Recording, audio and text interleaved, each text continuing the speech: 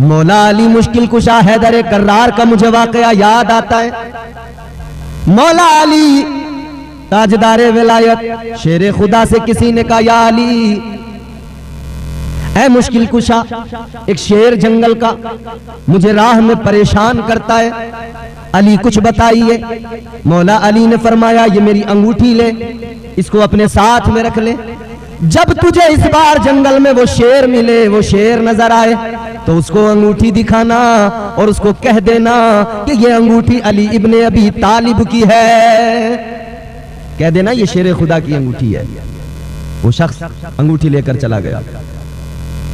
जब उस राह से उसका गुजर हुआ ना, जंगल से, खूंखार शेर उस राह में लोगों को चीर फाड़ दिया करता था। इनका गुजर उस राह से हो रहा है कि शेर जंगल का आ गया। शेर जैसे इनकी तरफ बढ़ने लगा, इनकी तरफ लपकने लगा, छलांग लगा कि हमला करने वाला था। तभी इन्होंने वो अंगूठी निकाली, अंगूठी निकाल के शेर को दिखाई, फरमाने लगे, ओ शेर ये अंगूठी देख ले, ये अंगूठी मेरे पास मौला अली की है और मौला अली के हुक्म से मैं आया हूँ, ये अंगूठी देख ले, खबरदार मेरे करीब ना आना। सुभान अल्लाह, सुभान अल्लाह। फरमाते मेरे करीब ना आना। अब वो जंगल का शेर जब अंगूठी को देखता है ना, रुक जाता है फौरन। फौरन रुका, आसमान की तरफ मुंह करके चीख लगाई, जमीन की तरफ मुंह करके चीखा, मशरिक व मगरिब की तरफ मुंह करके जोर से चीखा, फिर अपना मुंह नीचे करके वापस चला गया। अब ये शख्स वापस जब आ गया मौला अली के पास आकर इसने सारा सफर का माजरा बयान कर दिया, सारा मामला सुना दिया। कहने लगे, या अली मैं रास्ते में जब सफर में था शेर आ गया, मगर ये मामला हुआ, मगर ये समझ में नहीं आया। वो शेर आसमान की तरफ मुंह करके, आसमान की तरफ करके वो जोर से बोला, जमीन की तरफ मुंह करके बोला, मशरिक व मगरिब की तरफ मुंह करके बोला, फिर वापस चला गया। या अली बताइए माजरा क्या है। मौला अली ने फरमाया, मुस्कुराए ताजदारे विलायत। मुस्कुराने के बाद दामाद पैगंबर ने फरमाया, ऐ इंसान सुन ले, वो जो शेर मेरी अंगूठी देख के जब रुका था तो उसने आसमान की तरफ मुंह करके यूं कहा था, कसम है मुझे उस जात की जिसने आसमान को कायम किया है। जमीन की तरफ कह के मुंह करके कहने लगा था, कसम है मुझे उस जात की जिसने जमीन का बिछोना बिछाया है। मशरिक व मगरिब की तरफ मुंह करके वो बोलने लगा था, कसम है मुझे उस जात की जो सूरज को पूरब से निकालता है, पश्चिम में गुरूब कर दिया करता है। फिर उसने कहा था, मैं उस जगह पर नहीं रहूंगा जहां मेरी शिकायतें अली से होने लगे। कहता है, अली से अगर मेरी शिकायतें होने लगी, शेर खुदा से, कहता है उस जगह पे मुझे रहना ही नहीं। हाय हाय हाय हाय। इसीलिए तो हम कहते हैं ना, अली इमाम मनस्तो मनम गुलाम अली, अली इमाम मनस्तो मनम गुलाम अली, हजार जान गिरामी फिदाए नाम अली। सुभान अल्लाह। कभी दीवार हिलती है, कभी दर कांप जाता है, कभी दीवार हिलती है, कभी दर कांप जाता है, अली का नाम सुनकर अब भी खैबर कांप जाता है। तो हुजूर का मकाम कितना बुलंद होगा जब अली की ये शान है। जब मौला अली का मकाम ये, ताजदारे विलायत की शान ये, तो फिर जब गुलाम का ये आलम, तो इमाम की क्या शान होगी। जब गुलाम का ये मकाम, तो इमाम का क्या आलम होगा। और यही तो वजह है, कूफा की जामा मस्जिद में बैठे हैं अली, जौ की रोटी के सूखे टुकड़े चबा रहे हैं, मगर चबाए नहीं जाते। एक शख्स आया, कहा, अली समझ में नहीं आता, वहां तो तुमने खैबर का किला खैबर का दरवाजा यूं उखाड़ के फेंक दिया था, और यहाँ जौ की रोटी के सूखे हुए टुकड़े आपसे चबाए नहीं जाते, मामला क्या है। मौला अली ने मुस्कुरा के फरमाया, मौला अली फरमाने लगे, सुन लो, बाबे खैबर को जो उखाड़ा था और आज जो तुम देख रहे हो जौ की रोटी के सूखे टुकड़े नहीं चबाए जा रहे, बात यह है वो नबी की ताकत थी, ये अली की ताकत है। मतलब ये कि हुजूर ने भेजा था तो नबूवत की ताकत और मदद शामिल थी। अली फरमाते हैं वो ताकत और थी, ये ताकत और है। पता लगा जब अली और नबी की ताकत बराबर नहीं हो सकती, तो उम्मती की और नबी की ताकत कैसे बराबर हो सकती है। बराबरी करने वालों होश के नाखून लो। तो मुश्किल कुशा हैदर कर्रार मौला अली, जब उनका मकाम ये तो हुजूर का मकाम क्या। इसीलिए तो वो आपने हजरत सफीना का वाकया नहीं सुना? हजरत सफीना को रास्ते में जब शेर मिल गया ना, शेर ने रास्ता रोका, शेर ने हमलावर होने के लिए जब तैयार हुआ ना, शेर हमला करने वाला था, हजरत सफीना ने कहा, ओ शेर खबरदार, किस पे हमला कर रहा है, किधर बढ़ रहा है, ठहर जा, जानता नहीं मैं मुस्तफा का गुलाम हूं? क्या तुझे पता नहीं है मैं मदीने के आका का गुलाम हूं? हजरत सफीना ने कहा था, मैं ताजदार मदीना का गुलाम हूं, इमामुल अंबिया का गुलाम हूं, खबरदार मेरे करीब ना आना। शेर वहीं ठहर गया, सर डाल दिया, रास्ता भटक गए थे, शेर ने खुद रहनुमा बनकर हुजूर के पास तक पहुंचाया। ये शान है मेरे मदनी करीम आका की, हुजूर हर तरह से लाजवाब है। जानवर भी हुजूर से बड़ा प्यार करते थे, बड़ी मोहब्बत करते। वो हिरनी का वाकया नहीं सुना आपने? शिकारी ने जाल लगाया, हिरनी को पकड़ लिया। मुसलमान नहीं था शिकारी, यहूदी था। हिरनी जाल के अंदर, मेरे हुजूर का वहां से गुजर हो रहा है। हिरनी ने देखा आका तशरीफ ला रहे हैं, हिरनी ने हुजूर को देखा, रो के अर्ज करने लगी, या रसूल अल्लाह आजादी चाहती हूं। कहने लगी, या रसूल अल्लाह ज्यादा नहीं, बस इतनी सी आजादी, मेरे छोटे छोटे बच्चे हैं, मैं उन्हें दूध पिलाकर वापस आ जाऊंगी, वादा करती हूँ। हुजूर बस इतनी मोहलत मिल जाए, मेरे छोटे बच्चे हैं, उन्हें दूध पिला दूं जाकर, भूखे होंगे। हुजूर ने हिरनी को आजाद कर दिया। शिकारी आया, कहने लगा मेरी हिरनी। हुजूर ने फरमाया मैंने आजाद कर दिया। कहा मेरा शिकार था, मैंने बड़ी मुश्किल से पकड़ा था, तुमने आजाद क्यों कर दिया? हुजूर ने फरमाया परेशान ना हो, वापस आएगी, मुझसे वादा करके गई है। हंसने लगा, कहने लगा कैसी अजीब बातें कर रहे हो, कोई शिकार फंस जाए फिर उसे छोड़ दो तो क्या वो वापस आ जाता है? मेरे आका ने फरमाया मुझसे वादा करके गई है, जरूर आएगी। हुजूर फरमाते हैं वादा उसने तुझसे नहीं किया है, मुझसे किया है, महबूब खुदा से वादा किया।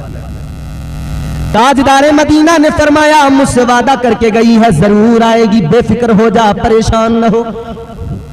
कहने लगा ऐसा नहीं हो सकता। मेरे आका ने फरमाया इंतजार कर, बच्चों को दूध पिलाने गई है। वक्त गुजरता चला गया, हिरनी बच्चों को दूध पिलाकर, इधर हुजूर उसका इंतजार कर रहे हैं। वक्त बढ़ता जा रहा है। शिकारी कह रहा है कि आपने उसको यूं ही आजाद कर दिया, वो वापस नहीं आएगी। इधर शिकारी ने कहा वापस नहीं आएगी, उधर मेरे आका ने मुस्कुरा के फरमाया ओ शिकारी जरा वो सामने देख। शिकारी ने सामने देखा, हैरान हो गया, हिरनी चल के आ रही है, अकेली नहीं, दो छोटे बच्चों को भी अपने साथ लेकर आ रही है। हिरनी आई हुजूर की बारगाह में, हुजूर के कदमों में सर रख दिया, हुजूर की बारगाह में अर्ज करने लगी या रसूल अल्लाह आपसे वादा किया था, आ गई। हुजूर के कदमों पे उसने सर झुका दिया। शिकारी ने जब उस यहूदी ने ये मामला देखा तो हैरान हो गया। मेरे आका ने फरमाया ये ले हिरनी आ गई, तेरा शिकार। कहने लगा या रसूल अल्लाह अब मुझे हिरनी के शिकार से कोई गरज नहीं, या रसूल अल्लाह आपने इसको आजाद किया था, मगर ये मेरी कैद से आजाद जरूर हुई, मगर ये वाकई आपकी गुलाम है, आपकी कैद में आका, मैं चाहता हूँ आप मुझे भी अपनी गुलामी में कबूल फरमा लीजिए। यहूदी कहने लगा या रसूल अल्लाह मैं अभी जिहालत की कैद में हूँ, मैं अभी अहले दुनिया की कैद में हूँ, आका मुझे उस कैद से आजाद कीजिए और मुझे अपना गुलाम बना लीजिए, मुझे कलमा पढ़ा कर मुसलमान कर लीजिए। क्या बात है, कलमा पढ़ के मुसलमान हो गया। ये शान मेरे हुजूर की है, बेशक मेरे आका की है बस शान अजीम। जानवर भी करें जिनकी ताजीम, संग करते हैं अदब से तस्लीम, पेड़ सजदे में गिरा करते हैं। सुभान अल्लाह, सुभान अल्लाह। ये दरख्त जो होते ना, ये हुजूर के हुक्म पे अमल कर। हुजूर सफर पे जाते थे ना, अगर हुजूर धूप में खड़े हो जाते थे ना तो दरख्त अपना साया हुजूर के सर पे कर दिया करते थे, बादल आपके सर पे आकर साया कर लिया करते थे। हुजूर की शान है। एक मर्तबा तो एक यहूदी ने कहा था कि अगर आप वाकई अल्लाह के सच्चे रसूल हो तो मुझे कोई मौजज़ा दिखाओ। मस्जिद नबवी शरीफ के बाहर मेरे आका, यहूदी कहता कोई मौजज़ा दिखाओ। मेरे आका ने फरमाया क्या मौजज़ा देखेगा? ताजदार मदीना ने फरमाया बोल क्या मौजज़ा देखना चाहता है? इसने इधर उधर नजर दौड़ाई, दाएं बाएं देखा, इधर उधर देखा, नजर दौड़ाई। देखने के बाद में कहने लगा, इसकी नजर एक दरख्त पे पड़ी, कहने लगा वो जो सामने दरख्त नजर आ रहा है कहने लगा उस दरख्त को अगर आप बुलाकर दिखा दें तो मैं मान जाऊं, मैं आपका कलमा पढ़ लूंगा। हुजूर ने फरमाया अच्छा। मेरे आका ने फरमाया मैं बुलाऊं ये एक बात, मगर सुन मजा तो जब आए, बस तू चला जा दरख्त के पास, मेरा पैगाम पहुंचा दे कि आका ने बुलाया है, फिर देखना वो कैसे चल के आएगा। यहूदी गया दरख्त के पास और जाकर दरख्त से कहने लगा ओ दरख्त, तुझे आमिना के लाल ने बुलाया है। वाह सुभान अल्लाह। चल जरा तुझे मदीने के सुल्तान ने बुलाया है। इतना जैसे जाकर इसने कहा, ये भी देखने लगा, हैरान है। वो दरख्त हिलने लगा, दाएं हिला, बाएं हिला, आगे हिला, पीछे हिला, हिलजुल कर अपनी जड़ों को जमीन से उखाड़ कर जमीन को चीरता हुआ हुजूर की बारगाह में आकर अपनी शाखों को झुकाकर हुजूर के कदमों में सजदा करने लगा। मेरे हुजूर मुस्कुराए, आका ने फरमाया वापस चले जाओ। वो दरख्त वापस चला गया, अपनी जगह पे जाकर कायम हो गया। यहूदी ने इतना देखा, हैरान हो गया, कदमों में हुजूर के गिरा, कहने लगा मैं जान गया आपकी हुकूमत कायनात की हर शय पे है, आप ही अल्लाह के सच्चे पैगंबर हैं। कलमा पढ़ के फौरन मुसलमान हो गया। सुभान अल्लाह सुभान अल्लाह। इस्लाम इस तरह से फैला है। आज जो बदबख्त लोग कहते हैं ना कि इस्लाम तलवार के जोर से फैला है, कहते हैं तलवार के जोर से, हाँ तलवार के जोर से फैला है ना, हम बता रहे हैं, मगर वो तलवार लोहे की धार वाली तलवार नहीं थी, वो तलवार मोहब्बत की तलवार थी, वो तलवार प्यार की तलवार थी, अमन सलामती की तलवार थी, बेशक, जिसके जरिए इस्लाम फैला। अर्ज करने का मकसद यह है, हुजूर को अल्लाह ने बड़ा बाकमाल बनाया, बड़ा बाकमाल बनाया। जिस जाविये से देखो, अच्छा जिस पहलू पर गौर करेंगे, जिस जिंदगी के हुजूर की जिंदगी के जिस चैप्टर पे बात करने लगे ना, यहाँ बात खत्म नहीं होगी, हमारी जबानें थक जाएंगी। ये मकाम है हुजूर का। इसीलिए तो ताजदारे बरेली इमाम अहले सुन्नत ने कहा, सरवर कहूं कि मालिको मौला कहूं तुझे, बागे खलील का गुले ज़ेबा कहूं तुझे, तेरे तो वस्फ़ ऐबे तनाही से है बरी, हैरान हूं मेरे शाह में क्या क्या कहूं तुझे, लेकिन रज़ा ने खत्म सुखन निस पे कर दिया, खालिक का बंदा खल्क का आका कहूं तुझे। सुभान अल्लाह सुभान अल्लाह। और फरमाते हैं मैं तो मालिक ही कहूंगा कि हो मालिक के हबीब, मैं तो मालिक ही कहूंगा कि हो मालिक के हबीब, यानी महबूब व मुहिब में नहीं मेरा तेरा। ये मेरे हुजूर की शान है, ये मेरे हुजूर का मकाम है। जब मेरे हुजूर सफर पे गए थे ना शाम, मुल्क शाम तिजारत के लिए, उम्मुल मोमिनीन हजरत खदीजतुल कुबरा रज़ियल्लाहु ताला अन्हा, अम्मी खदीजा ने अपना एक नौकर एक खादिम साथ भेजा था, कहा था नजर रखना, हर चीज मुझे आकर बताना। वो हुजूर को देखता हुआ जा रहा है पूरे रास्ते, उसने देखा हुजूर धूप में है, बादल सर पे साया करके साथ साथ चल रहा है। जहां कयाम किया, शाम के अंदर बाजार में जब दुकान लगाई ना, अपनी तिजारत का सामान रखा ना बाजार में, उस गुलाम ने दुकान लगाई, सामान रख रहा है, अभी दुकान लगी नहीं है, अभी सामान पूरी तरह से रखा नहीं है, कि ग्राहकों की लाइन लगना शुरू हो गई। लाइन लग गई, खरीदार आ गए, ये जो कीमत बताता उसी कीमत पर सामान खरीदते, खड़े हैं लाइन लगा के। ये देख रहा है, हैरान है, या अल्लाह आज क्या मामला हुआ, दुकान लगाने की देर नहीं, दुकान पूरी तरह से लगाई नहीं, सामान पूरी तरह से रखा नहीं, कि ग्राहकों की लाइन लग गई, किसी और की दुकान पर कोई ग्राहक नहीं। ये देख रहा है, सोच रहा है शायद मैं बहुत बड़ा कोई ताजिर हो गया हूं, जो कीमत बता रहा हूं उसी पे सामान बिक रहा है, सोच रहा है शायद मुझे कोई कमाल हासिल हो गया तिजारत में। ये कहने लगा, ए खरीदारों ये बताओ आज क्या हुआ कि सारे के सारे मेरी दुकान पे टूट के पड़ गए, लाइनें लगा के खड़े हो गए, ये बताओ कि क्या वाकई मैं तिजारत में महारत हासिल कर चुका हूं। वो सारे खरीदार कहने लगे, तू कैसा ताजिर, अरे सुन ले, बात तिजारत की नहीं है, ये मामला तिजारत का नहीं, ये तो जियारत का मामला है। कहते हम तिजारत की गरज से नहीं, खरीदार बन के तो आए हैं, मगर ये तो एक बहाना है, असल तो जो तेरे साथ ही आए हैं ना, ये जो नूरानी चेहरा खूबसूरत, जिनका खदो खाल खूबसूरत आंखें, इनकी काली खूबसूरत जुल्फें, हम तो इनके चेहरे की जियारत के लिए यहाँ लाइन लगा के खड़े हैं। और खड़े हैं तो यूं ही तो तू खड़ा नहीं होने देगा, तो कुछ ना कुछ खरीद भी रहे हैं ताकि हम यहाँ खड़े रह सके, इनकी जियारत कर सकें। बात जियारत की हो तो लोग अपना सब कुछ वार देते हैं। और क्यों ना वार दें हुजूर की जियारत के लिए कि वो चेहरा ही इतना खूबसूरत था, वो मेरे आका का चेहरे वद्दुहा ही इतना प्यारा था। हजरत अब्दुल्लाह इब्न सलाम रज़ी अल्लाह ताला अन्हु जब तक ईमान नहीं लाए थे ना, यहूदियों के बहुत बड़े आलिम थे। कहते हैं जब हुजूर मदीना तशरीफ लाए ना, हिजरत करके मक्के से मदीना आए, कहते हैं लोग जौक दर जौक हुजूर की जियारत के लिए जा रहे थे। शोर था मदीने के अंदर के हुजूर आए हैं, आमिना के लाल आए, मुस्तफ़ा जान रहमत आए, महबूब खुदा आए। हजरत अब्दुल्लाह इब्न सलाम कहते हैं मैं भी चला गया हुजूर की जियारत करने के लिए। कहते हैं जब मैं गया मैंने जाकर हुजूर का चेहरा देखा। जब मैंने जियारत की तो कहते हैं मैंने आपका चेहरे अनवर देखकर जान लिया, अन्ना वजहहू लैसा बिवजहिल कज़्ज़ाब। कहने लगे मैंने जान लिया बेशक इनका चेहरा झूठे का चेहरा नहीं हो सकता है, ये चेहरा सच्चे का चेहरा है। हुजूर का तो चेहरे अनवर भी गवाही देता था। हुजूर का चेहरा देखकर लोग कलमा पढ़ लिया करते थे। सारी मखलूक में हुजूर सबसे खूबसूरत, सारी मखलूक में मेरे मुस्तफ़ा सबसे ज्यादा खूबसूरत। हजरत इमाम बुखारी रहमतुल्लाह अलैह और हजरत इमाम मुस्लिम रज़ी अल्लाह ताला अन्हु हदीस शरीफ बयान फरमाते हैं रसूलुल्लाह सल्लल्लाहु अलैहि वसल्लम सूरत और सीरत में तमाम लोगों से ज्यादा हसीन और जमील थे। सूरत में भी सीरत में भी, सूरत में भी बाकमाल, सीरत में भी बाकमाल।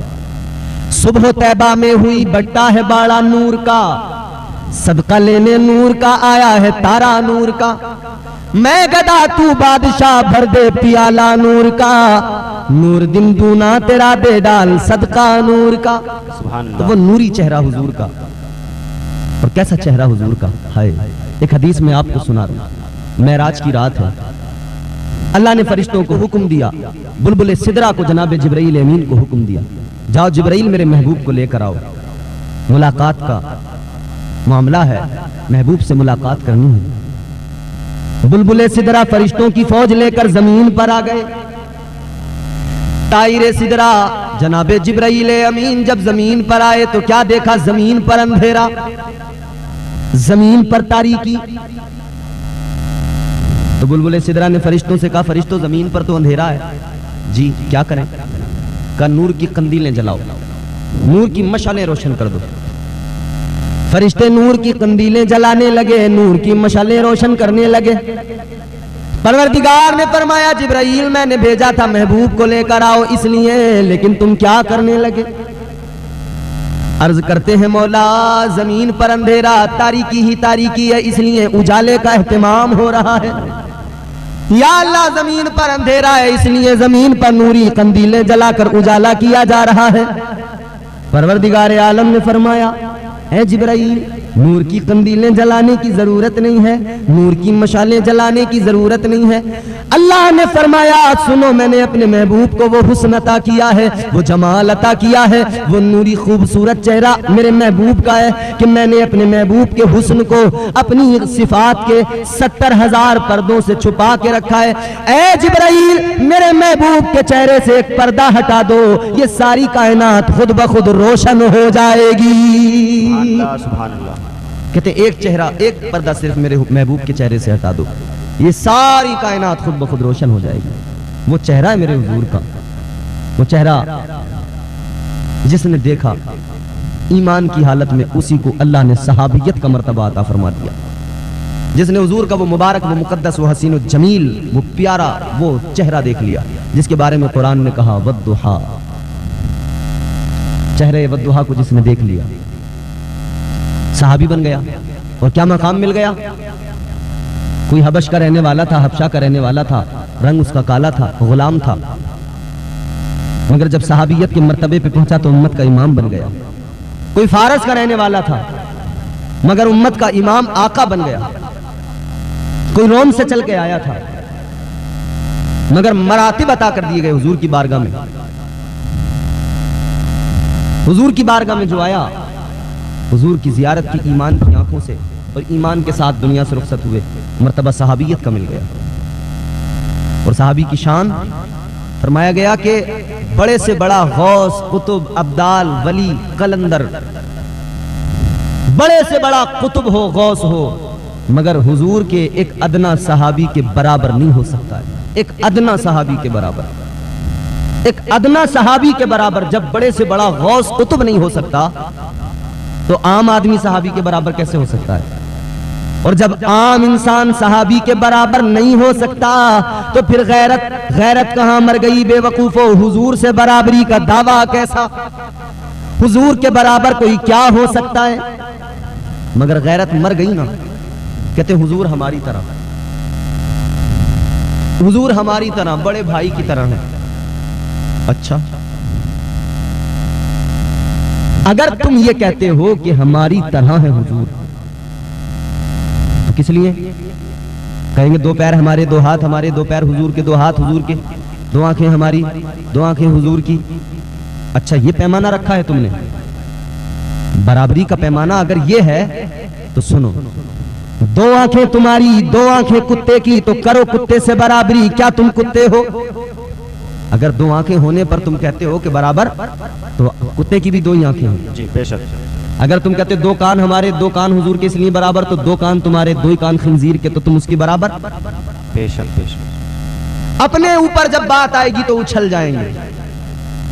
अच्छा चलो, ये कहेंगे ये तो जानवरों की बात करने लगे। अच्छा एक बात सुनो, दो हाथ, दो पैर, दो कान, दो आंखें, यही आप पैमाना रख रहे हैं ना कि बराबर?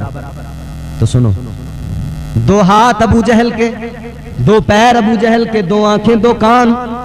अबू लहब के भी दो ही हाथ, दो ही पैर, दो ही कान।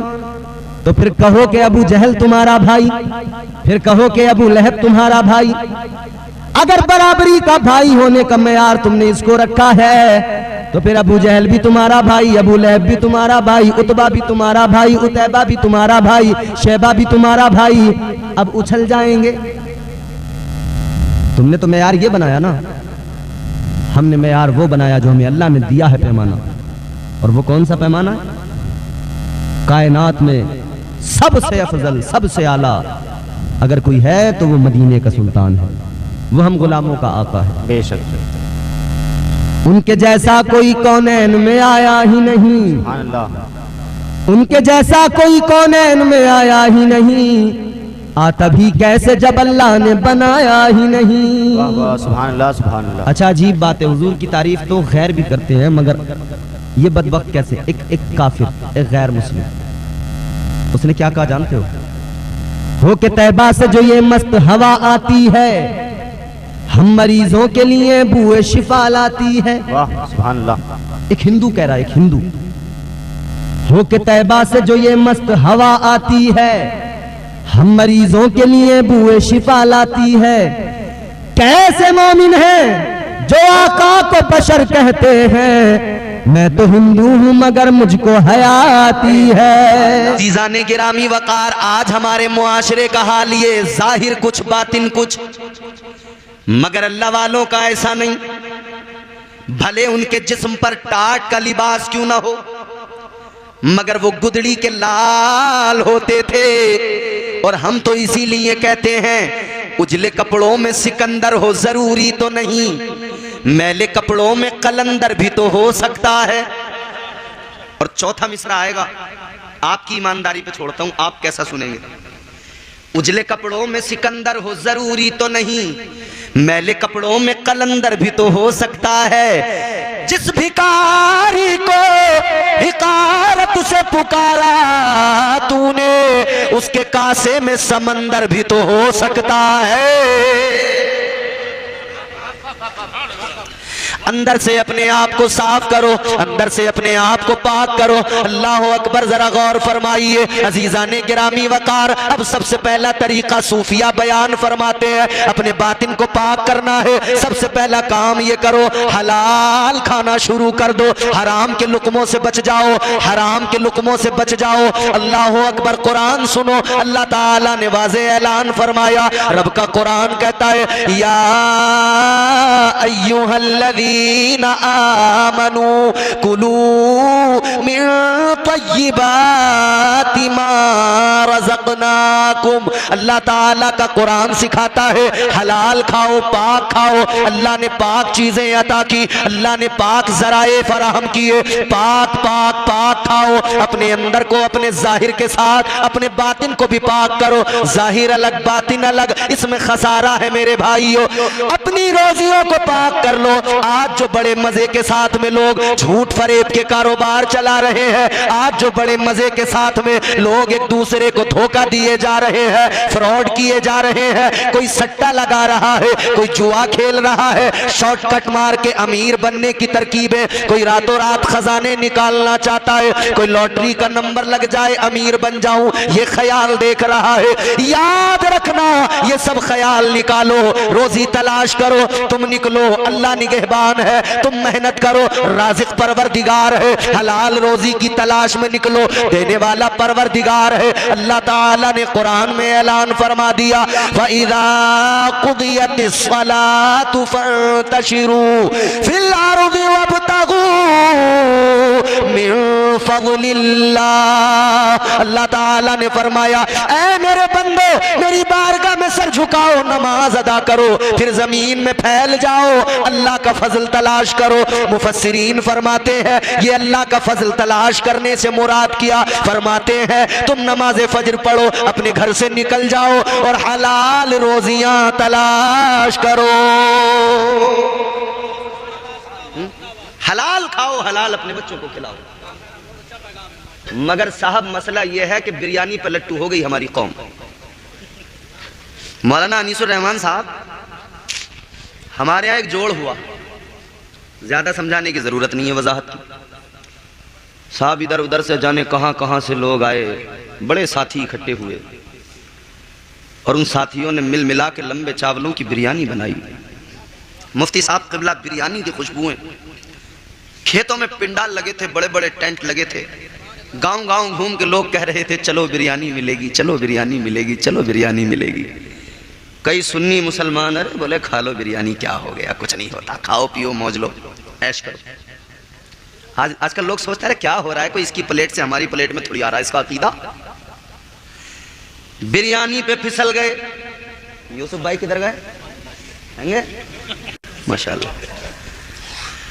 ऐ लोगों याद रखना, कोई लंबे चावलों की बिरयानी दिखाए तो बहकना नहीं, उसे बता देना सुन ले ये इस्लाम बिरयानी से नहीं फैला, इस्लाम तो इमाम हुसैन की कुर्बानी से फैला है। अरे यार बिरयानी पे बहक जाते हो, बड़ा अजीब मसला। ख्वाजा गरीब नवाज हिंदुस्तान आए, अगर बिरयानी पे बहक जाते तो पृथ्वीराज चौहान रोज बिरयानी खिलाता। वो तो चाहता था ये तबलीग बंद करें, दीन का काम बंद करें, रोज दावत रहती, रोज बिरयानी खिलाता, कहता आराम से रहो, बिरयानी खाओ, मगर दीन की तबलीग मत करो। ताजदार अजमेर ने क्या पैगाम दिया, यही तो मिजाज मिला, नफ्स को पाक करो, नफ्स को पाक करो। अंदर गंदगी अगर है, तू चाहे जितना उजला लिबास पहन ले, मामला खराब ही रहेगा। कई लोग बाहर से सफेद पोश बड़े क्लीन नजर आते, अंदर के मामलात, भाई के पैसे मार लिए, किसी दोस्त से रो रो के पैसे मांगे, अरे भाई साहब बड़ा परेशान है,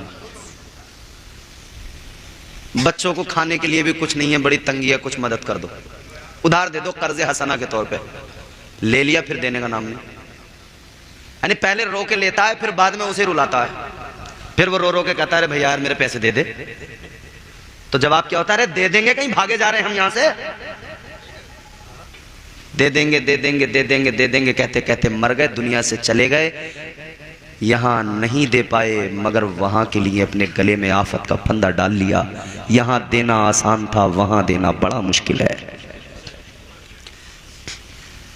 जमीनें हड़प कर ली, जमीनें मार ली, कब्जे कर लिए, नाजायज कब्जे, और गैंग बनी हुई है, गैंग कब्जा करने वाली गैंग बड़ी खतरनाक है। तुम शहर में एक प्लॉट ले लो और तुम यहां रहते हो राजपुर में, 4 महीने मत जाओ वहां पे, ना बाउंड्री है ना आप गए हैं, 4 महीने बाद वहां बाउंड्री गेट लगा हुआ, किसी और का कब्जा मिलेगा, आप पे छुड़ाते रहो, कैसे छुड़ाओगे? कोर्ट कचहरी अदालत चलता रहेगा मुकदमा। बड़ी खतरनाक होती है कब्जे वाली पार्टी, कब्जा गैंग। हजरत बाबा फरीदुद्दीन गंजे शकर रहमतुल्लाह अलैह, एक मुरीद आया, कहने लगा हुजूर मेरी कुछ जमीन है, आपको तोहफे में देना चाहता हूँ, जो चाहिए कीजिए, चाहे खानका के काम में इस्तेमाल कीजिए, चाहे अपने पास रख लीजिए। हजरत ने तोहफा कबूल कर लिया। अब उस जमीन से होता क्या था, उस जमीन के पैसे से खानका के निजाम चलते थे, मगर कब्जा गैंग आ गई, कब्जा पार्टी आ गई, उन्होंने आकर कब्जा कर लिया उस जमीन पर। अजीजों जरा गौर से सुनना, जब इन्होंने कब्जा कर लिया, बाबा फरीदुद्दीन गंजे शकर रहमतुल्लाह अलैह की जमीन पर कब्जा हुआ, तो फिर मुकदमा अदालत में पहुंचा। अदालत में जब मुकदमा पहुंचा तो हजरत बाबा फरीदुद्दीन से काजी साहब ने कहा, जज साहब ने कहा सबूत पेश कीजिए कि ये जमीन आपकी है। कागज तो दिखाने पड़ेंगे, कागज दिखाइए, कोई सनद, कोई रजिस्ट्री, कोई पेपर। हजरत बाबा फरीदुद्दीन गंजे शकर ने फरमाया सुनो, हमें कागज की जरूरत नहीं, रजिस्ट्री की जरूरत नहीं, क्योंकि हम जमीन के किसी एक टुकड़े के मालिक नहीं, अल्लाह ताला ने हमें सारी कायनात का मालिक बनाया है। और साहब मैं इससे भी आगे की बात अगर बता दूं, अल्लाह ने अपने वलियों को सिर्फ दुनिया की जमीन का ही मालिक नहीं बनाया, अल्लाह ने जन्नत की जमीन का भी मालिक बनाया है। अब कोई आपसे कहे कि साहब आपके मौलाना तो पता नहीं क्या क्या कह के चले गए, तो मैं तुम्हें इतनी मजबूत दलील सुना के जाऊंगा, बुरहान कांटे से कटेगी नहीं। अल्लाह ताला का कुरान पढ़ो, रब का ऐलान सुनो। अल्लाह ने फरमाया इन्नल्लज़ीना आमनू व अमिलुस्सालिहाति कानत लहुम जन्नातुल फिरदौसी नुज़ुला। अल्लाह ताला कुरान मजीद में फरमाता है, ईमान वाले, नेक अमल करने वाले, ये जो सालिहीन है ना, अल्लाह फरमाता है मैंने इन्हें जन्नतुल फिरदौस का वारिस बना दिया है। जन्नतुल फिरदौस का वारिस। जन्नत के कई दर्जे हैं, जन्नतुल मावा, जन्नतुल नईम, मगर सबसे आला दर्जा जो है वो जन्नतुल फिरदौस है। मुफ्ती साहब क़िबला तशरीफ फरमाएं, सबसे आला जन्नत का दर्जा क्या है? जन्नतुल फिरदौस। हुजूर ने फरमाया कि जब भी अल्लाह से दुआ मांगा करो ना, तो जन्नतुल फिरदौस मांगा करो। और हम अपने मरहूमीन के लिए दुआ करते हैं, या अल्लाह जन्नतुल फिरदौस में हमारे मरहूम को आला मकाम अता फरमा। ये आला दर्जा है जन्नत का। ताजदारे मदीना ने फरमाया जन्नतुल फिरदौस वो जगह है जिसके ऊपर रहमान का अर्श है। जन्नतुल फिरदौस वही जगह है जहां से जन्नत की नहरें निकलती हैं। अल्लाह ताला ने कुरान मजीद में ऐलान फरमा दिया, मैंने अपने औलिया को जन्नतुल फिरदौस का वारिस बना दिया। वारिस किसे कहते हैं? अल्लाह की कोई औलाद तो है नहीं, न बेटा न बेटी। कुल हुवल्लाहु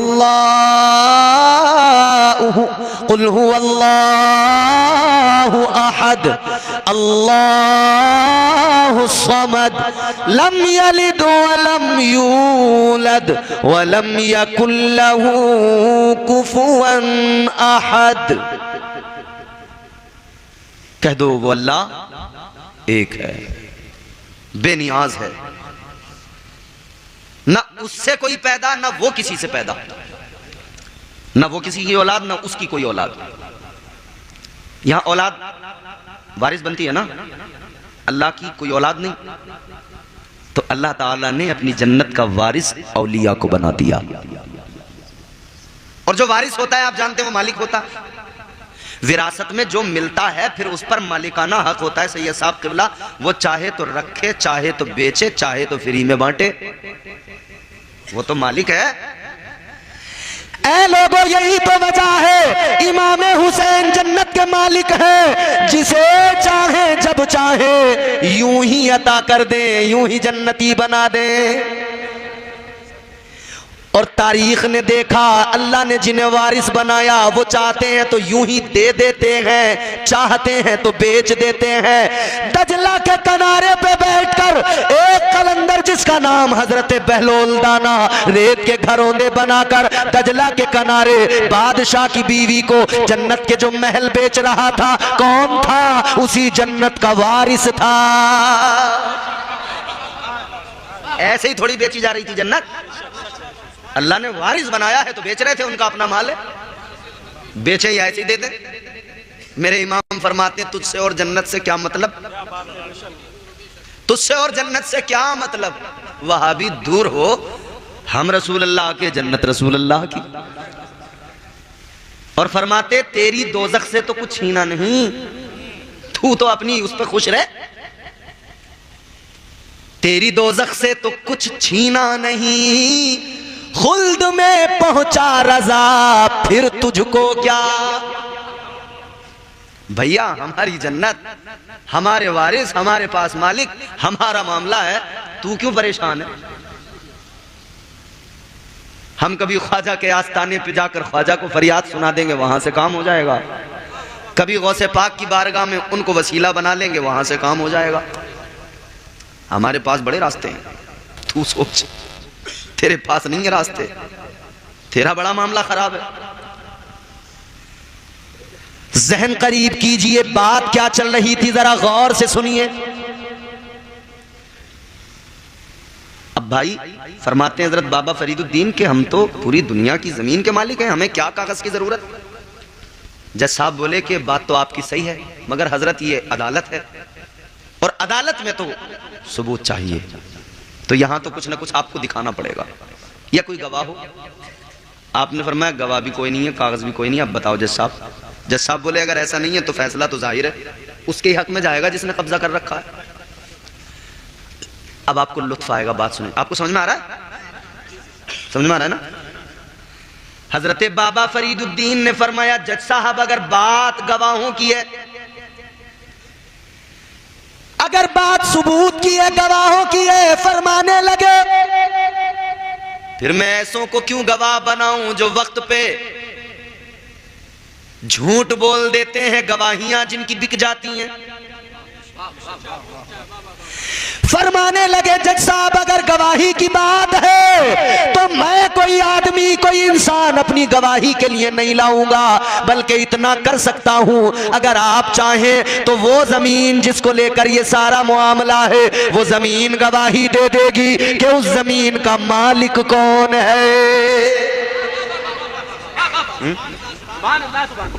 तो फिर हम झूठे गवाह नहीं रखते जिनकी गवाहियां बिक जाती हैं। फरमाते अगर बात ऐसी है तो जमीन, जो जिस जमीन पे सारा इख्तिलाफ है वही जमीन गवाही दे देगी। जज साहब हैरान, उधर से कब्जा पार्टी भी हैरान कि ऐसा कैसे हो सकता है। जज साहब बोले उस पार्टी से कि बताओ क्या ख्याल है। उन्होंने कहा ऐसा तो हो ही नहीं सकता कि जमीन गवाही दे। हाँ, बोले अगर जमीन ने गवाही दी हम जमीन छोड़ देंगे, आपको दे देंगे। तो कहा ठीक है, फिर वक्त मुकर्रर कर लो। वक्त मुकर्रर किया गया, फला दिन फला वक्त। हजरत बाबा फरीदुद्दीन फरमाते हैं आ जाइएगा काजी साहब, इन सब लोगों को लेकर आ जाइएगा, हम आ जाएंगे, गवाही दिलवा देंगे, बात खत्म। दिन तय हो गया, वक्त मुकर्रर हो गया। अब शहर में खबर भी फैल गई, बहुत लोग जमा हो गए। चलो तो सही, दावा बहुत बड़ा हो गया, चलकर देखें तो जरा। सारे लोग जमा हो गए। इसीलिए तो कहते हैं ना हम, अल्लाह अल्लाह किए जाने से अल्लाह ना मिले, खाली अल्लाह अल्लाह अल्लाह अल्लाह अल्लाह अल्लाह अल्लाह, जो देगा अल्लाह देगा, जो देगा अल्लाह देगा, जो मांगो अल्लाह से मांगो, जो मांगो अल्लाह से मांगो। इससे काम नहीं चलता भाई। अल्लाह ने ही हमें रास्ते दिए हैं कि मेरी बारगाह में आना हो तो ऐसे मत आना मुंह उठा के, पिद्दी ना पिद्दी का शोरबा, तेरी औकात क्या। मेरी बारगाह में आना तो जरा वसीले तलाश करके आना, ताकि तू जैसा भी हो मगर मेरी बारगाह में जिनको वसीला बना कर लाएगा उनके सदक़े में तेरा काम हो जाएगा।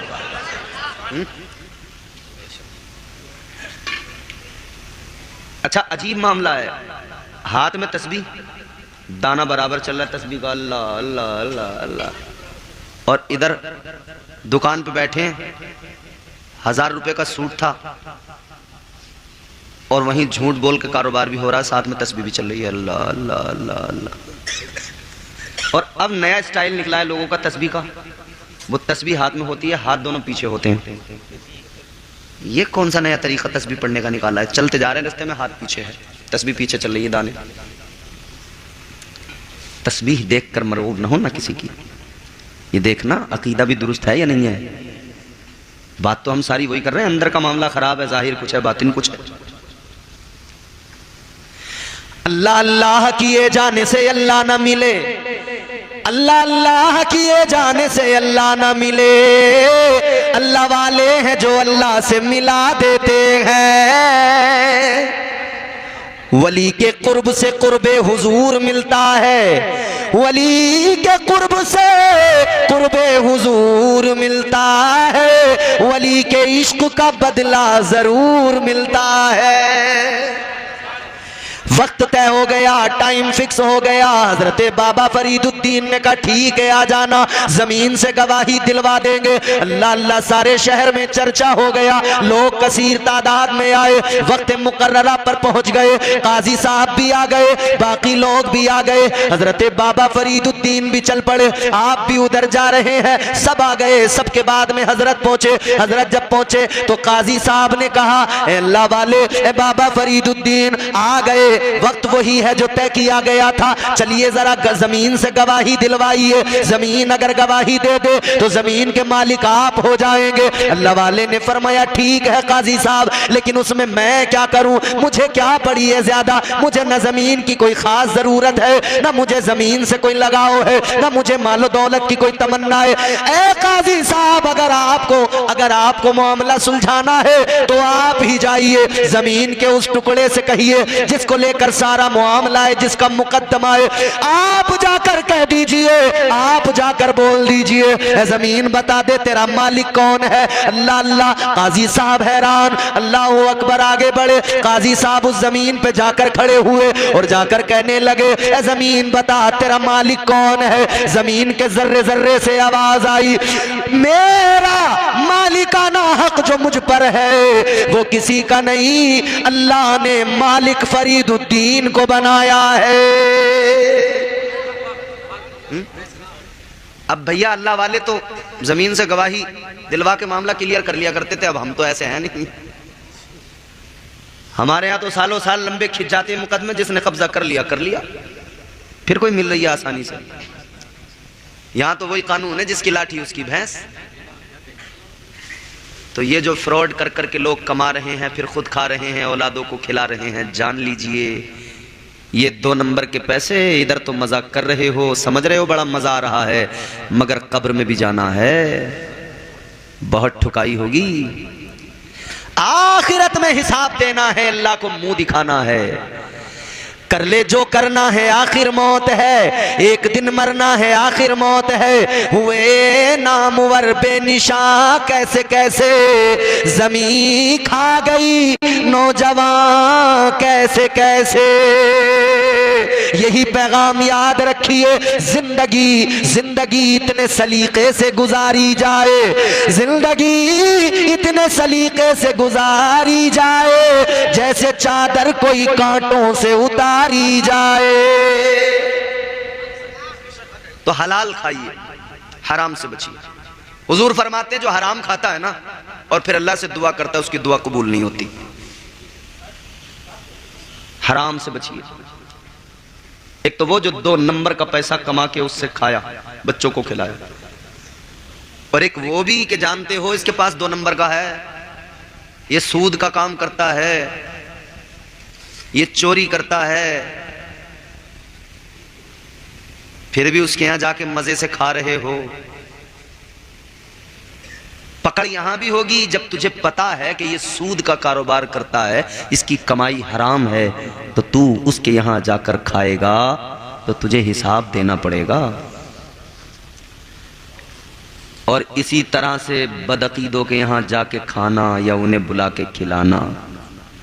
असल में हमारी कौम का बड़ा मामला है, ये भी एक सानेहा है हजरत, बड़ा अलमिया है कि हमारी तवज्जो खाने पे बहुत है।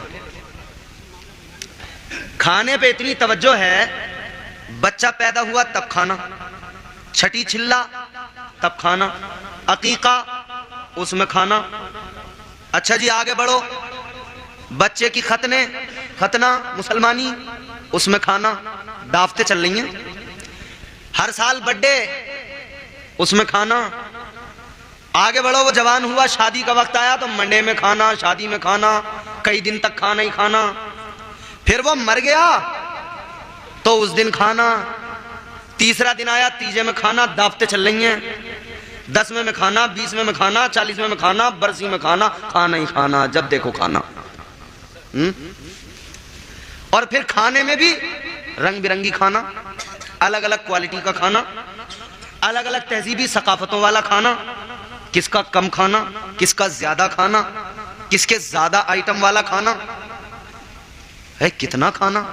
अल्लाह के बंदो, बस खाना ही खाना क्या समझ लिया, बस खाने ही आयो।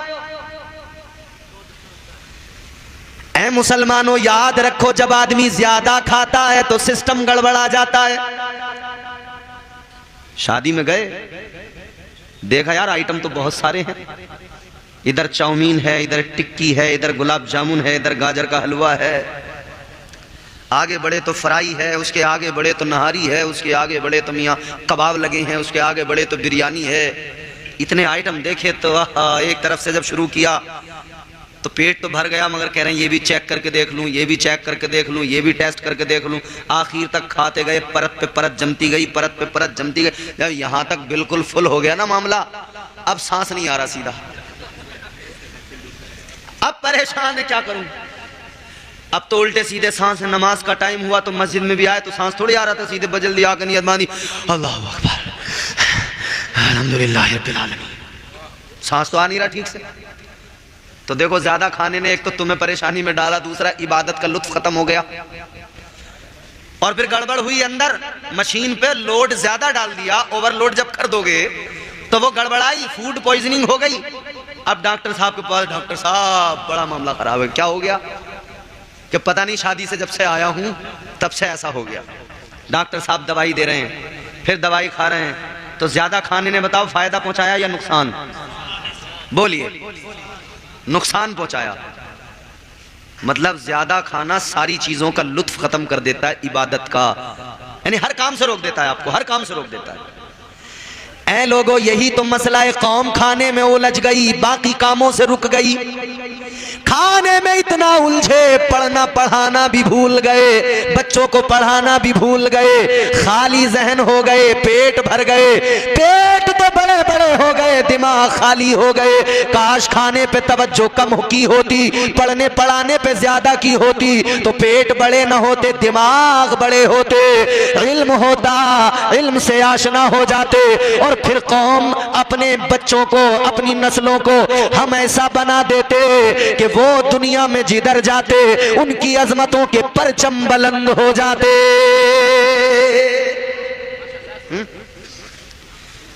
तो खाने में बड़ी एहतियात से काम लेना चाहिए। बदअकीदों के यहां मत खाओ, न उन्हें अपने यहां बुला के खिलाओ।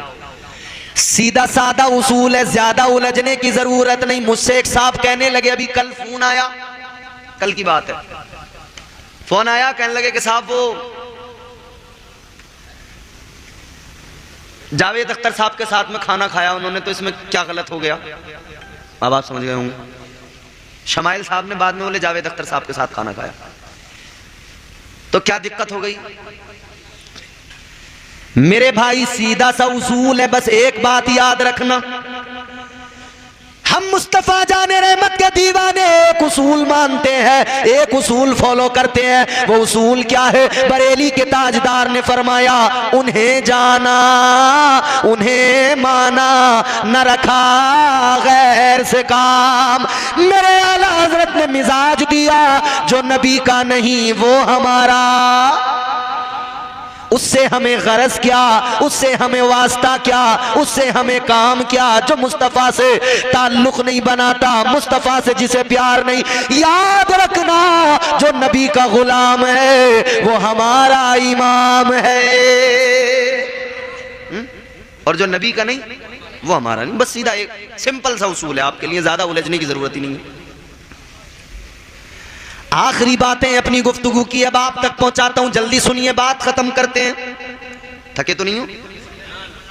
मजा आ रहा है? क्या बात है, सुभान अल्लाह। तकरीर करते हुए इस दौर में अगर लोग ये कह दें मजा आ रहा है तो दिल खुश हो जाता है।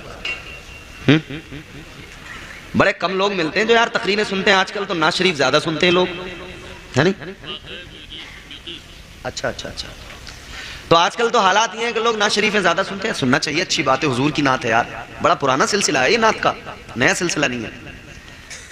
ये सिलसिला अगर इतनी अहमियत का हामिल ना होता, अरे भाई हुजूर के नात खानों में आप अगर गौर करें ना, ये सिलसिला कितना पुराना है, कितना पुराना है। सबसे पहले हुजूर की नात किसी और ने नहीं, अल्लाह ताला ने पढ़ी है। यौम मीसाक इसका शाहिद है, गवाह है। अल्लाह ताला ने फरमाया वइज़ अख़ज़ल्लाहु मीसाक़न नबिय्यीना लमा आतैतुकुम मिन किताबिन व हिकमा। अल्लाह का कुरान है ये। अल्लाह ने नात पढ़ी अंबिया की अरवाह के सामने। अल्लाह ने फरमाया तुम्हें नबूवत और हिकमत से नवाजूंगा, किताब दूंगा, मगर याद रहे जब मेरा महबूब आएगा तो तुम मेरे हबीब पे दिल से कुर्बान हो जाना। ये बड़ा पुराना सिलसिला नात का, सुना कीजिए। मगर इस सिलसिले को समझने के लिए भी आपको तकरीर तो सुननी ही पड़ेगी। अजीजा ने गिरामी वकार, अब जरा गौर फरमाइए। अल्लाह वालों की तालीम अपने बातिन को पाक करे, यही तसव्वुफ है, अपने नफ्स को पाक करे। सरकारे गरीब नवाज ने यही तालीम दी। और अल्लाह वालों की तालीमात को हल्के में न लेना। अल्लाह वालों को बड़ी शान अल्लाह ने अता फरमाई, बड़े मकाम मरातिब अता किए, बड़ी इज्जतों से नवाजा। आज लोग बड़ी जल्दी बड़ी आसानी से बोल जाते हैं, अल्लाह के वलियों के बारे में न जाने क्या क्या कह देते हैं। वो तो कहते हैं कि ये तो मर के मिट्टी में मिल गए, वो तो गैरत का सौदा करके आगे बढ़ते हैं और यहाँ तक कह जाते हैं माज़अल्लाह सुम्मा माज़अल्लाह। वो तो ये भी कह देते हैं कि नबी मर के मिट्टी में मिल गए, कहिए माज़अल्लाह। मगर सुनो, हम सुन्नियों का अकीदा क्या, हम आशिकों का अकीदा क्या? हम कहते हैं या रसूल अल्लाह, तुझ पे मर मर के हुए सारे जियाले जिंदा, तुझ पे मर मर के हुए सारे जियाले जिंदा, तू भी जिंदा है, तेरे चाहने वाले जिंदा। हम जिंदा नबी के मानने वाले। तो औलिया कराम को हल्के में न लीजिएगा। अच्छा, एक बात और बड़ी अहम बता रहा हूं। जब अल्लाह वालों की करामतें बयान की जाती हैं, मेरी तरफ देखो, आप लोग मेरी तरफ। मुझसे ज्यादा स्मार्ट कोई और दूसरा नजर आ रहा आपको इस टाइम? अरे भैया, मैं रंगो रूप की बात नहीं कर रहा। मुझे खूबसूरती, ये जिल्द वाली खूबसूरती, ये इस पर मैं इस पर बात ही नहीं कर रहा। मुझे इस पे फख्र ही नहीं। जब कोई अल्लाह और उसके रसूल का जिक्र करता है तो ये जिक्र उसे खूबसूरत बना देता है। तो मैं तो इसकी बात कर रहा हूं। हो जाएगा चेहरा नूरानी और दिल में चमक आ जाएगी। हो जाएगा चेहरा नूरानी और दिल में चमक आ जाएगी। तुम रोज कलामे पाक पढ़ो, सांसों में महक आ जाएगी। अल्लाह वालों के खिलाफ बड़ी आसानी से जबान खोलने वाले कुरान सुने, कुरान पढ़ें, कुरान समझें। जो कहते हैं कि साहब आप करामतें बयान करते रहते हो, क्या करते रहते हो? अल्लाह वालों की करामतें तो कुरान मजीद में मुख्तलिफ मकामात पर बयान की गई, अल्लाह ने बयान की। तो क्या कहोगे? यहां तो कह देते हो मियां रे मौलाना करामतों वाली किताब लेके आ गए, कुरान और हदीस की बात करो। तो हम कुरान से बात कर रहे हैं। क्या कुरान में करामतें नहीं है? दुनिया का कोई भी बड़े से बड़ा काबिल आदमी आकर बता दे कुरान में करामतें नहीं है? हैं? क्या मेहराब मरियम का जिक्र आपने नहीं सुना? हजरत मरियम की वो मेहराब मस्जिद अक्सा में जिसके अंदर बेमौसम के फल पाए जाते थे। पूछा गया कहां से आते हैं ये फल? तो हजरत मरियम ने जवाब दिया, बेमौसम के फल मुझ तक पहुंचाने वाला कोई और नहीं, मेरा परवरदिगार है। आगे बढ़ो, क्या असहाबे कहफ का वाकया कुरान में मौजूद नहीं है? मौजूद है। वो अल्लाह के बंदे 300 साल से ज्यादा गार के अंदर सोते रहे, 300 साल से ज्यादा गार के अंदर सोते रहे। सुलाने वाला भी खुदा था, जगाने वाला भी खुदा था। मगर अल्लाह ने औलिया की करामतें जाहिर की। आगे बढ़ो, क्या आपको वो वाकया भी पता नहीं जो कुरान ने बयान किया बारगाह हजरत सुलेमान अलैहिस्सलाम की? पैगंबर खुदा हजरत सुलेमान अलैहिस्सलाम, अल्लाह ने बादशाहत से नवाजा। ए बाबू, हेलो बेटे, बात मत करो। हजरत सुलेमान अलैहिस्सलाम, अल्लाह ने वो हुकूमत अता की, वो सल्तनत अता की, वो बादशाहत अता की। मियाँ, इंसान तो इंसान, जिन्नात भी ताबे फरमान थे, जानवर भी ताबे फरमान थे। हद तो ये है कि हवा भी आपके हुक्म से चलती थी। ईशान अल्लाह ने अता फरमाया। 4 बादशाह हुए दुनिया में। ये बातें जो मैं कभी कभी बताता हूं याद रख लिया करो। 4 बादशाह से ये साहब क़िबला कायनात के अंदर ऐसे हुए जिन्होंने पूरी दुनिया, पूरी कायनात पे हुकूमत की। 4 बादशाह हुए, 2 मोमिन 2 काफिर। 4 बादशाह, 2 मोमिन 2 काफिर। एक काफिर बादशाह का नाम है नमरूद। नमरूद ने पूरी रूए जमीन पर बादशाहत की। दूसरे काफिर बादशाह का नाम है बख्ते नसर। इसने भी पूरी रूए जमीन पर हुकूमत की। 2 मोमिन। इन 2 के अंदर एक हजरत सिकंदर जुल्करनैन, जिनका कुरान में अल्लाह ताला ने जिक्र फरमाया, और दूसरे हजरत सुलेमान अलैहिस्सलाम। हजरत सुलेमान अलैहिस्सलाम की बारगाह में इंसान भी, उनके दरबार में जानवर भी। एक परिंदा हुदहुद, लंबी चोंच वाला, ठक ठक ठक ठक ठक करके दरख्त में अपनी चोंच से ही उसको जो है छीलता रहता है। जानते हैं उसको क्या बोलते हैं आपके यहाँ? उसे हुदहुद ही बोलते हैं, हुदहुद। अल्लाह के पैगंबर की बारगाह में कासिद का काम करता था, मीडिया का काम करता था, मीडिया का, खबरें लाके देना। पैगंबरों की बारगाह में मीडिया का काम किसने किया? जानवरों ने। जानवरों ने, जानवरों ने, यानी हमारी मीडिया जानवर। बड़े सीधे साधे लोग हो यार, बड़े शरीफ लोग हो भाई। अल्लाह के पैगंबर ने हुदहुद से मीडिया का नाम लिया है ना भाई, इससे ज्यादा तो नहीं कह सकता मैं कुछ भी। एक दिन हुदहुद नहीं था दरबार में, हाजिरी लगी। जैसे हमारे हाफिज आजाद साहब, ये हजरत के सही साहब के मदरसे में पढ़ाते हैं, हाजिरी लगाते होंगे। एक एक बच्चे का नाम बोल के हाजिरी लगी तो सब मौजूद थे। हुदहुद परिंदा नहीं था। हजरत सुलेमान अलैहिस्सलाम ने फरमाया कहाँ गया है? तो कहा हुजूर पता नहीं कहाँ गया है, जलाल आ गया। फरमाने लगे आने दो, अगर वजह माकूल ना हुई तो सजा दी जाएगी। अब इधर हुदहुद परिंदा आया, दरबार में पहले ही खबर मिल गई कि नाराज हैं, अगर वजह तेरी माकूल ना हुई तो सजा मिलेगी। हुदहुद परिंदा गया अल्लाह के पैगंबर की बारगाह में। हजरत सुलेमान अलैहिस्सलाम ने फरमाया कहाँ था? कहने लगा हुजूर मैं परवाज कर रहा था कि मुझे अपने जैसा एक और मिला परिंदा, वो मुझे अपने साथ ले गया अपना मुल्क दिखाने का। हुजूर मैं मुल्क सबा चला गया।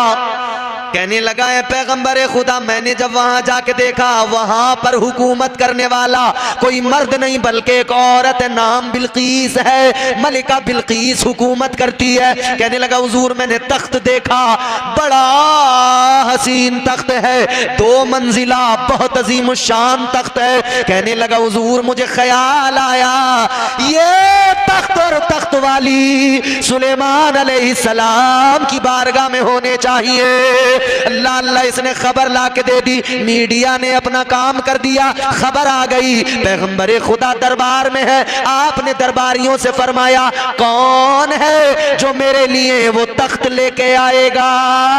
इंसान भी बैठे हैं, जिन्नात भी बैठे हैं। एक जिन खड़ा हुआ, जिन्नात का बादशाह है, खड़ा होके कहने लगा हुजूर मैं लेके आऊंगा। हजरत सुलेमान अलैहिस्सलाम ने फरमाया कितनी देर में लेकर आओगे? कहने लगा हुजूर आपकी महफिल बर्खास्त होने से पहले।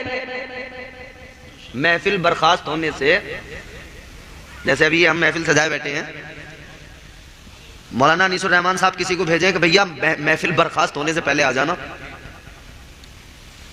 तो महफिल बर्खास्त होने से पहले हजरत सुलेमान अलैहिस्सलाम ने फरमाया नहीं, जल्दी चाहिए मुझे, बहुत टाइम लग रहा है, मीलों के फासले पर है मुल्क सबा। फरमाते ये देर लग रही है, जल्दी चाहिए।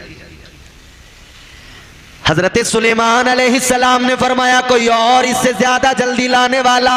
हजरत सुलेमान यूं अपनी निगाहें दरबारियों पे डाल रहे हैं, एक चेहरे पे जाकर निगाहें टिक गई, एक चेहरे से निगाहें लग गई, नजरों से नजरें मिली, निगाहों में बात हो गई।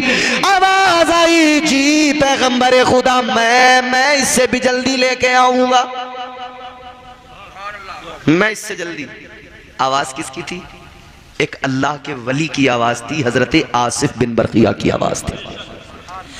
कुरान कहता है कालल्लज़ी इंदहू इल्मुम मिनल किताब अना आतीका बिही क़ब्ल अन यर्तद्दा इलैका तरफुक। अल्लाह का कुरान बताता है उस वाक़े को। हजरत आसिफ बिन बरकिया खड़े हुए, कहने लगे हुजूर मैं लेके आऊंगा। हजरत सुलेमान ने फरमाया कितनी देर में? कहने लगे पलक झपकने से पहले ले आऊंगा, पलक झपकने से पहले। कितना टाइम लगता है पलक झपकने में? जितनी देर में मैंने कहा तुम लोगों की कई बार पलकें झपक गई, जितनी देर में मैंने ये जुमला कहा पलक झपकने से पहले, ऐसे हजरत सुलेमान अलैहिस्सलाम की पलक झपक गई इसी में। फरमाने लगे पलक तो झपक गई, तख्त कहाँ है? आसिफ बिन बरकिया ने कहा पैगंबर खुदा जरा नजरें घुमाइए, देखिए पलट कर तख्त भी दरबार में आ चुका है। ये है लवालों की ताकत जो कुरान ने बयान की। निगाहे वली में वो तासीर देखी, तख्त आ गया अजीजों, पलक झपकने से पहले आ गया। अब जरा सोचो, गौर करो, हजरत सुलेमान पैगंबर मेरे आका के गुलाम, जब उनके उम्मत के वली का ये आलम, उनकी शान का ये आलम, तो सोचो जरा फिर गौसे आजम का क्या आलम रहा होगा, फिर हुजूर की उम्मत के वलियों का क्या हाल रहा होगा, फिर मेरे गरीब नवाज का क्या आलम रहा होगा। हाय हाय हाय, हाँ? फिर इन औलिया का मकाम क्या रहा होगा। ये तो हुजूर की उम्मत, सरकार गौसे आजम वलियों के सरदार हैं। हुजूर ने उन्हें औलिया इकराम पर सरदारी अता की। हम इसीलिए तो कहते हैं आप निराले शान निराली, आप निराले शान निराली, गौसे आजम जीलानी। 11वीं करते हो ना? करते हो तो जोर से बोलो सुभान अल्लाह। आप निराले शान निराली, गौसे आजम जीलानी, भर दो मेरी झोली खाली, गौसे आजम जीलानी, भर दो मेरी झोली खाली, गौसे आजम जीलानी। हम इन औलिया के मानने वाले हैं। इनकी तालीमात का लुब्बे लुबाब निचोड़ अगर मैं पेश करूं, 3 बातों में सारी तालीमात तकरीबन सिमट जाती हैं। यूं तो जितना इसको फैलाओ ये फैलता चला जाए उन्वान, लेकिन 3 बातों में गरीब नवाज की पूरी जिंदगी देख लो, 3 बातों में गौसे पाक की तालीमात देख लो, 3 बातों में बुजुर्गों की तालीमात देख लो, 3 बातों में 3 पैगाम है तसव्वुफ के, अहम पैगाम है। और वो क्या है? पहला कम खाना, दूसरा कम सोना, तीसरा कम बोलना। अगर इन 3 बातों को फैलाएं तो बहुत फैल जाएं।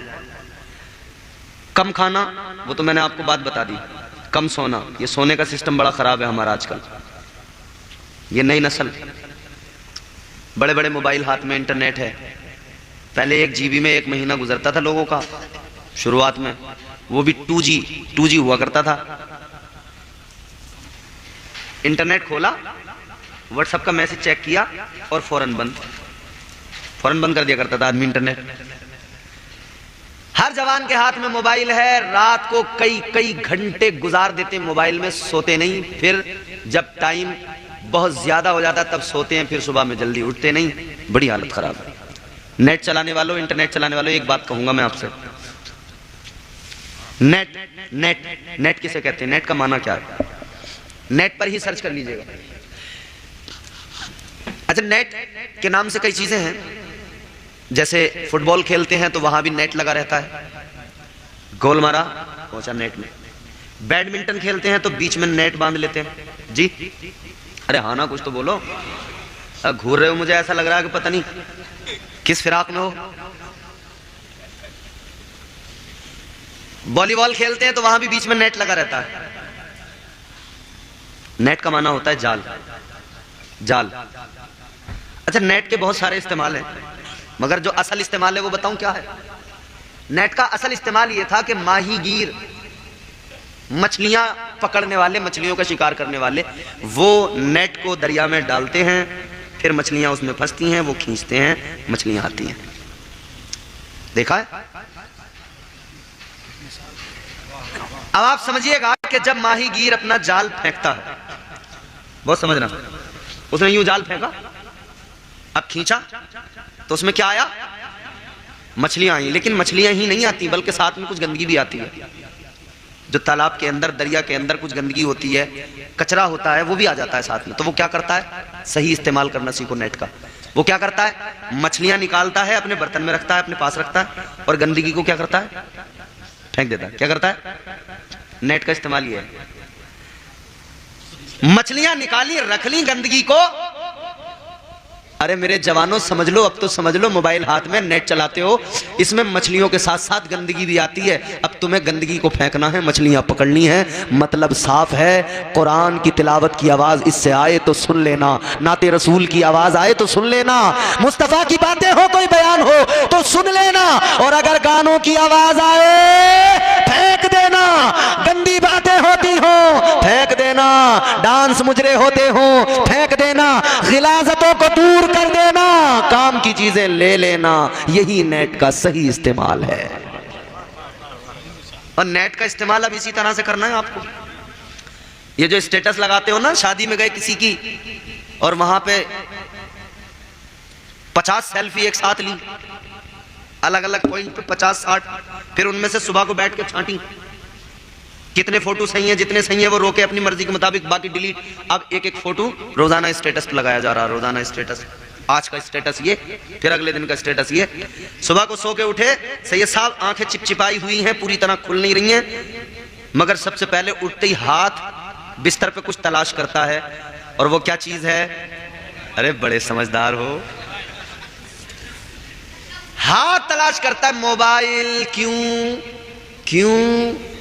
रात जो स्टेटस लगाया था कितने लोगों ने देखा, कितने लाइक मिले, फेसबुक पे फोटो डाला था कितने लाइक मिले, कितने कमेंट आए। आंखें चिपचिपाई हुई हैं, बराबर दिख नहीं रहा है, मगर लाइक कमेंट पे बराबर ध्यान है। स्टेटस लगाने वालों, आखिरी बातें हैं, मेरी बात खत्म कर रहा हूं, बहुत जल्दी सुनो। स्टेटस का माना क्या होता है? पढ़े लिखे अहबाब यहां बैठे होंगे, डिक्शनरी उठाइए, देखिए स्टेटस का माना। स्टेटस का माना होता है औकात, हैसियत, है हैसियत, औकात। ऐ मेरे नौजवानों, जब तुम स्टेटस लगाते हो, मतलब ये कि तुम दुनिया को अपनी औकात दिखा रहे होते हो। क्या हैसियत है तुम्हारी वही तो बता रहे होते हो। तो याद रखना, स्टेटस लगाते हुए ख्याल रहे मैं दुनिया को अपनी हैसियत बता रहा हूं, तो पहले जान लो हैसियत क्या है हमारी, फिर वही दिखाना। अगर नाच कूद के तुमने वीडियो लगाए, डांस के वीडियो लगाए, गाने लगाए, तो दुनिया की नजरों में क्या औकात, क्या हैसियत दुनिया जानेगी, क्या लोगों को समझ में आएगा।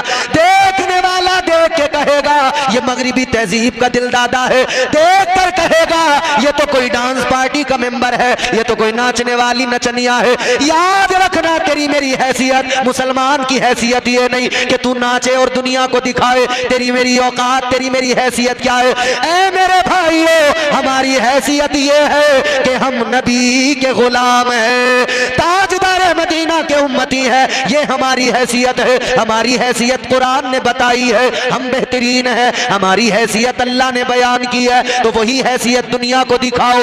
अपने स्टेटस लगाओ तो नाच गाने गंदी बातें ना लगाओ। स्टेटस लगाना है तो मुस्तफा जान रहमत की नातों के स्टेटस